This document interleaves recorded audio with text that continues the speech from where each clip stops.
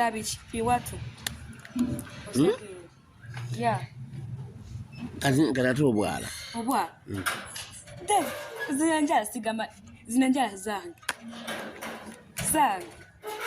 Obanga kati ekintu nga kiri ku mubiri ko kiba kicho. Kukitegera kati zinanjala sigenda gamba nti bazikoze zinanjala zange. Kozira omwana oyo ne mbalete yeggwanga. Ne Henry Mwanje mbadde si wavaayo kola video eno gansiise ebbanga nga kinnumira mu mutima. Okitegeera mbadde si wavaayo kola video eno ne Henry Mwanje wagambye gwe ku myaka 13 wali weesalirawo. Mazima ddala gwe ku myaka 13 Henry Mwanje wali weesalirawo. Henry Mwanje okimanyi kyoli mu kutumbula mu ggwanga kibi tekikkirizibwa wano mu nnono zaffe. Mukusooka we nakolera story kono mwana mulenzi Pius we alinga ali mu kuperforming abantu nga beebuuza muwala mulenzi okusinziira ku nnyamba lyali ayambadde nga y'abawala. Endabikalabika nayo wayeteekako ati biwigi omuntu alowooza muwala naye nga mu reality mwana mulenzi. Story eyo nagikola ne ngibalekera nga mmwe musalewo muwala oba mulenzi. However, mwana mulenzi ono ayitibwa Pius, abasinga bamumanyi nga Bibi 256, abalala bamuyita Bianca.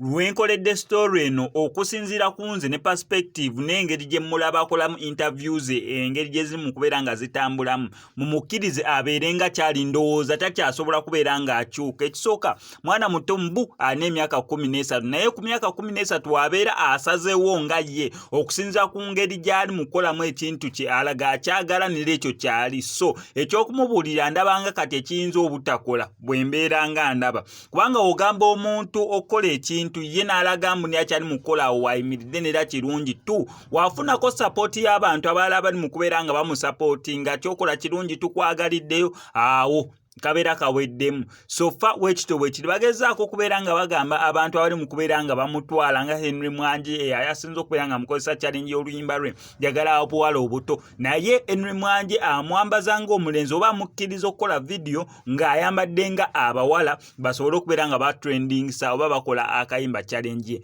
Amazima gali nti mwana muwala ono Kulia no ngamba mwana muwala nanti olusa ateekako wigi enjala naziteekako. Ekitofu kiri nti mwana mulenzi ono Pius ayimba bulungi ye ng'omuntu alina talent singa abadde ye ng'omuntu alina talent. However appearance ye n'ekifaananyi kyali mu kuteeka eri mu public ng'ekyombuwala awo abantu bagetingira confused bwe buno obutambi bwe n'ebisigadde bannange. Nzikiriza nkutegeeze ku Sheyi Ssebugwawo az'okubeera ng'akutaasa ennaku n'embeera embi mw'oli mu kubeera ng'oyita naddala ggwe ali ebweru nga visa egaanya onoonyeza omulimu gugaanya empapula zikutawaanya ssente zikuyita myagaana gyangalo otawanyizibwa ensonga z'omukwano. Sheyi Ssebugwawo az'okubeera nga akutaasa ennaku eyo ng'akulombera edduwa mukubireko ku ennamba y'essimu tojja kubeera nga wejjusa.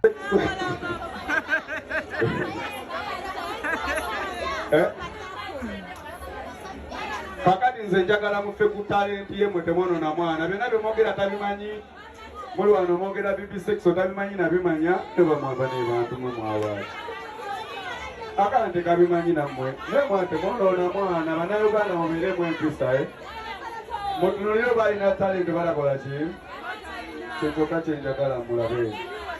Microphone eriwa njagala obuwala obuto obulina emibiri emito n'omumbudu otulo kyokka obuwala obuto yingamu obuwala obuto obulina omubiri omuto twagala nnyo ssente infected erayo outing Michael, umejikoze mmoja wanange